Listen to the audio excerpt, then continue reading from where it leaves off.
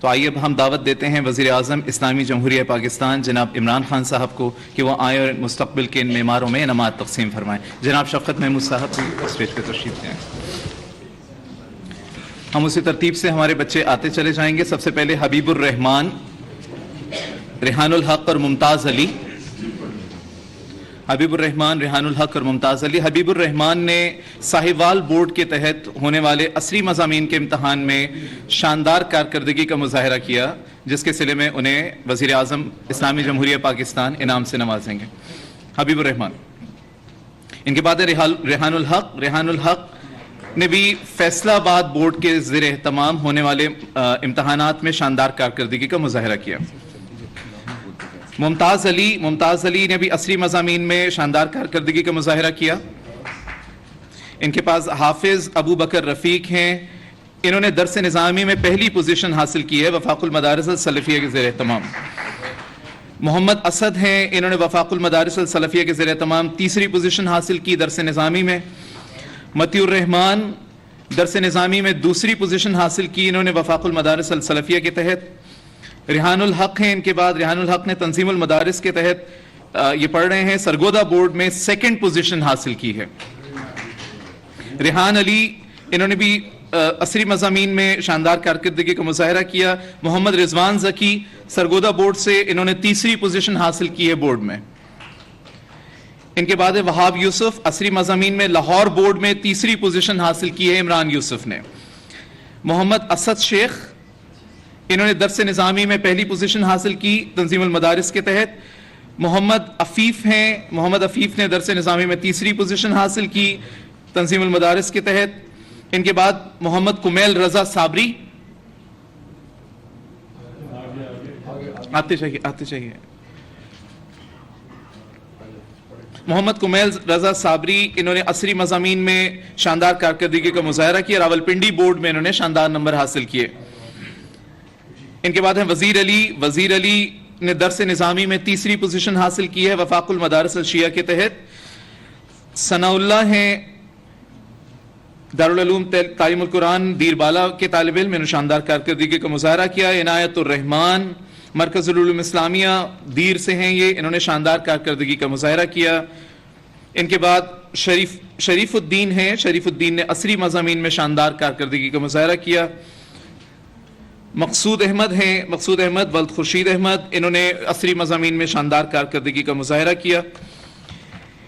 ان کے بعد ہیں امین اللہ جامعہ دارالعلوم کراچی میں زیر تعلیم ہیں، درس نظامی میں پہلی پوزیشن حاصل کی۔ طلحہ ہیں، وفاق المدارس العربیہ کے تحت انہوں نے درس نظامی میں دوسری پوزیشن حاصل کی۔ کاشف جان ہیں، انہوں نے درس نظامی میں دوسری پوزیشن حاصل کی وفاق المدارس العربیہ کے تحت۔ منصور نسیم ہیں، منصور نسیم نے بھیرا شریف کے زیر اہتمام جو مدرسے ہیں ان میں پہلی پوزیشن حاصل کی ہے۔ ان کے بعد نجم الکرم احمد ہیں، نجم الکرم احمد نے بھی عصری مضامین میں شاندار کارکردگی دکھائی، دوسری پوزیشن۔ یہ ہماری بہنیں حزیلہ قمر، صبا بشیر، مہراب فاطمہ، ایمان فاطمہ، تہمینہ بطول، عصمت بی بی، ہمنا بی بی، میزان بی بی اور کہکشاں ہیں، اور ایک بچی جو آج یہاں نہیں آ سکی، ان کے والد محترم یہاں موجود ہیں، سیدہ تحسین وہ ہماری بچی ہے، اور ان کے لیے یہ ان کے والد محترم یہ ایوارڈ وصول کریں گے۔ اور اس کے ساتھ ہی میں دعوت دوں گا محترم جناب وزیر اعظم پاکستان سے کہ وہ اپنے خیالات کا اظہار کریں۔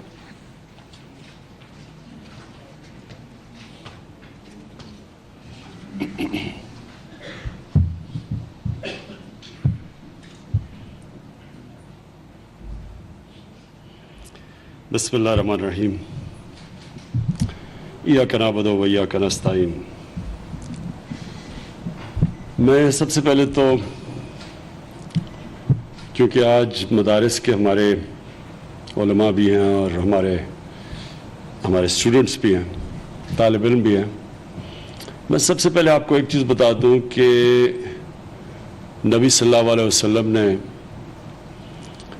سب سے زیادہ زور تعلیم پہ دیا تھا،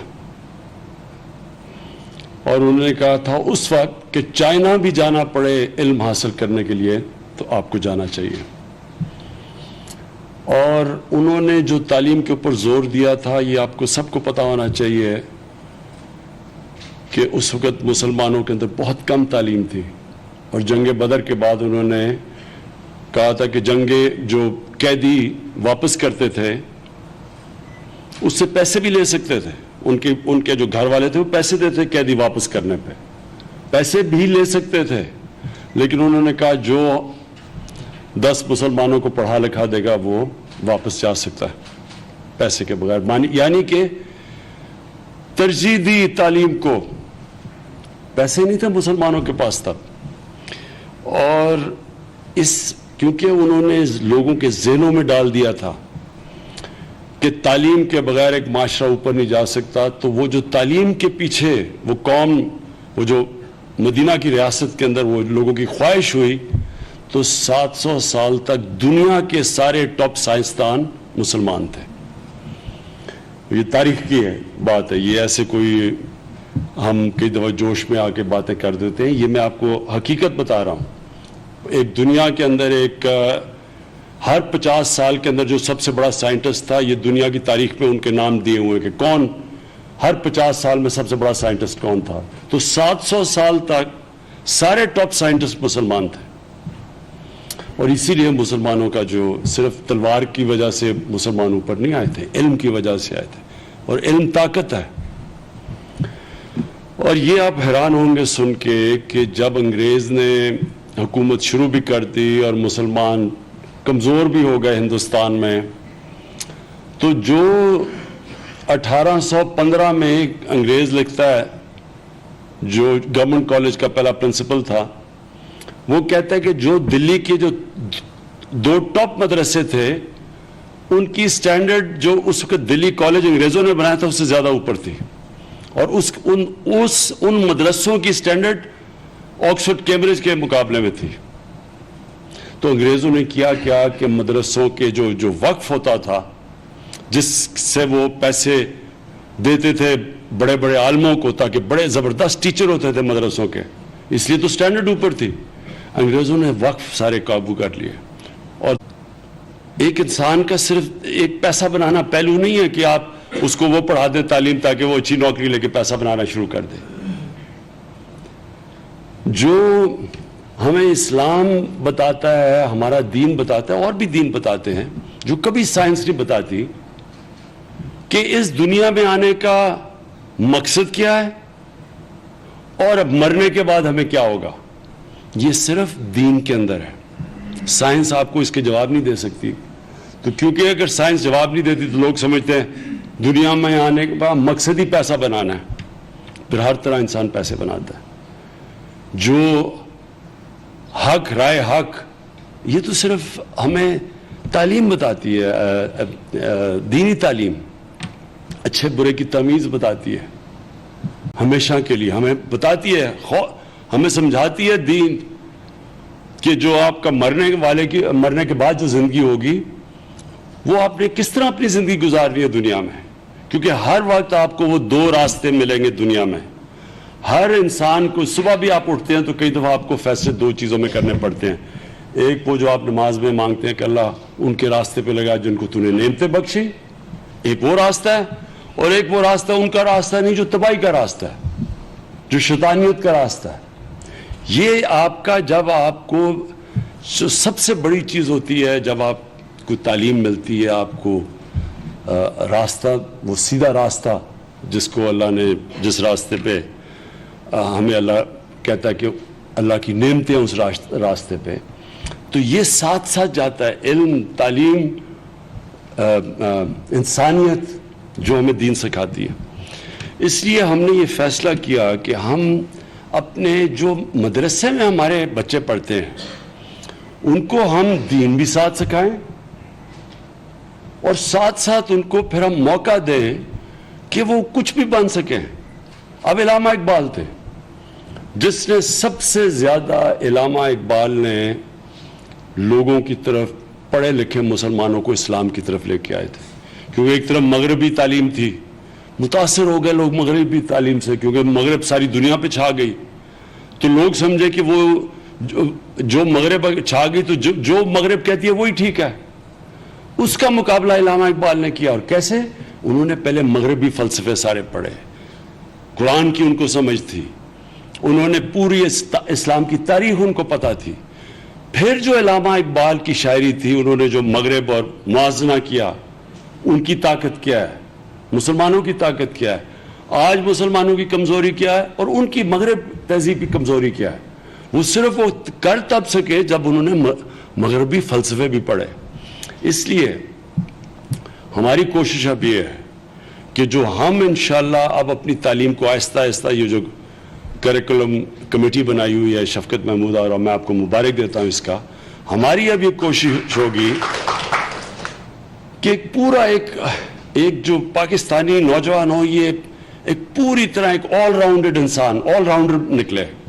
اس کو اپنے دین کی بھی سمجھ ہو, اسلام کی تاریخ کی بھی سمجھ ہو, اس کو مغربی سائنسز جو آگے ہمارے سے نکل گئے ہیں اس کی بھی سمجھ ہو, اور وہ پھر نکلے گا جس کو میں کہتا ہوں کہ پاکستانی, وہ پاکستانی جو اپنا مقصد سمجھے گا کہ ہم, یہ ملک کسی مقصد کے لیے بنا تھا, کوئی باقی سارے یہ واحد ملک تھا جو اسلام کے لیے بنا تھا.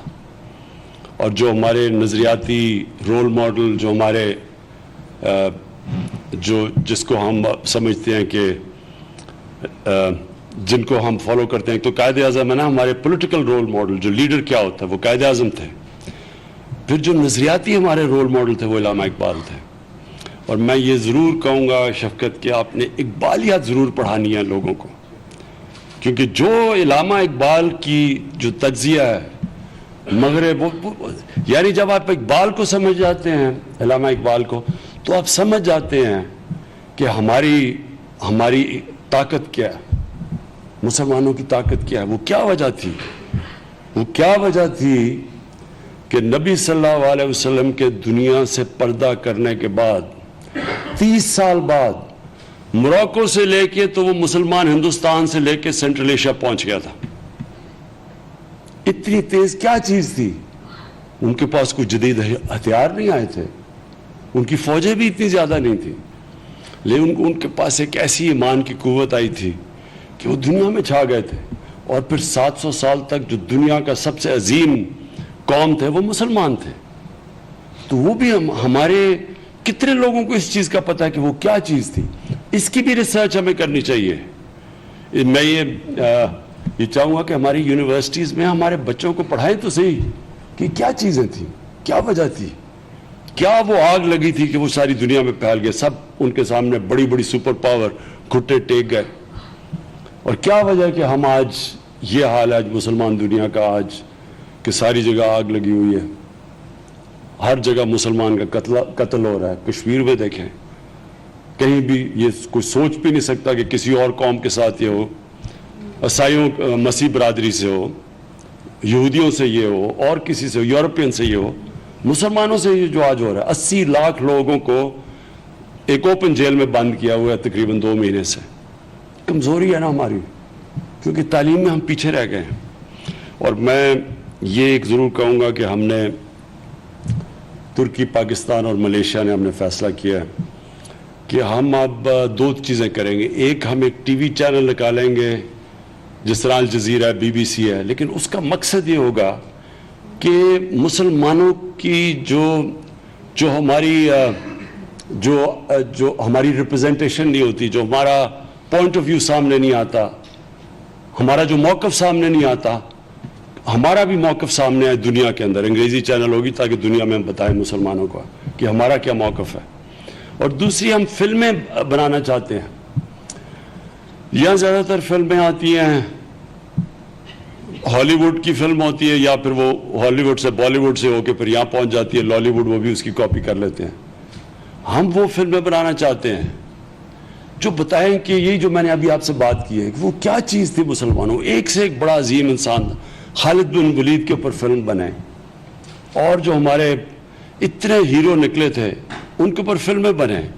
پتہ تو چلے ہمارے لوگوں کو یہ کون تھے. ہمارے اپنے بچوں کو آج مغربی ہیرو کا پتہ, لیکن پتہ نہیں کہ یہ اسلام کی تاریخ کیا تھی, کیسے کس طرح یہ مسلمان اوپر آئے تھے. آپ ایک ترکوں نے ایک فلم بنائی ہے, سیریل بنایا ہے جس کا نام ہے, جس کو ریزریکشن اس کو کہتے ہیں, فلم کا نام ہے. ہم چاہتے ہیں اردو میں ڈبنگ ہو, کیونکہ انہوں نے پہلی دفعہ بتایا کہ ترک کیسے اوپر گئے اور کیسے انہوں نے سارے آدھے یورپ کے اوپر, سب سے بڑی عظیم پاور تھی وہ, انہوں نے تاریخ بتائی کہ وہ کون تھے, ان کے جو ان کے ترکوں کا جو پہلا سلطان تھا, جو سلطنت عثمانیہ کا جو پہلا عثمان تھا, ان کی تاریخ بتائی. تو پتہ تو چلے لوگوں کو کہ کیا تھی ہماری تاریخ. تو اتنا زیادہ اس وقت مغرب کی ان کی جو تہذیب کا ہمارے اوپر اثر ہوا کہ ہمیں یہی نہیں پتا کہ ہم کیا تھے. اور یہی میں انشاءاللہ ایک تو ہم میڈیا کے اوپر بھی آئیں گے اور ایک اپنا تعلیمی نظام سنکرونائز کریں گے. تو ساروں کا جو ایک سلیبس ہوگا, وہ سارے بچے ایک سلیبس پڑھیں گے. اس کے بعد جو ایکسٹرا اسپیشلائز کرنا چاہتا ہوں ان کے لیے ایکسٹرا پھر سبجیکٹس ہو جائیں گے. لیکن ایک سلیبس اس لیے ضروری ہے, ایک تو ہم ایک قوم بنیں, بٹے نہ ہوئے ہیں مختلف قسم کے کلچرز میں, اور دوسرا ہمارے جو ہر پاکستانی کو موقع ملے اوپر آنے کے لیے. اس وقت جو ہمارا سسٹم ہے اس میں اکثریت اوپر ہی نہیں آ سکتی, اچھی نوکریاں ان کو نہیں مل سکتی. یہاں جو اچھی نوکریاں یا پیسے وہ انگلش میڈیم کے بچوں کو ملتی ہیں, ان کو وہ ماڈرن ایجوکیشن دے دیتے ہیں, اور باقی جو ہمارے بچے ہیں ان کو موقع ہی نہیں ملتا اوپر آنے کا. تو ہمارا یہ کوشش یہ ہے کہ ہمارے تعلیمی نظام میں جو بھی اب ہمارا نظام بنے گا, آہستہ آہستہ, یہ مشکل کام ہے کیونکہ اس کو بڑی محنت سے تباہ کیا گیا تھا. اب ہم نے اس کو پھر سے ٹھیک کرنا ہے, اس کو کھڑا کرنا ہے. اس میں ٹائم لگے گا, لیکن ہمیں اپنا مقصد پتہ ہے کیا ہے. اور میں پھر سے کہہ رہا ہوں کہ ایک سارے ہمارے ہر غریب سے غریب گھرانے کے بچے کو موقع ملے ملک میں اوپر آنے, محنت کرے. جو وہ آیت پڑھی تھی شروع میں قرآن کی, جو محنت کرے وہ اوپر آ سکے, اور ایک قوم بن کے ہم نکلیں. تو ساری دنیا میں جب پاکستانی ہو تو ساری دنیا کہے کہ ہاں یہ دیکھیں پاکستانی ہے, پہچان ہو پاکستانی. شکریہ.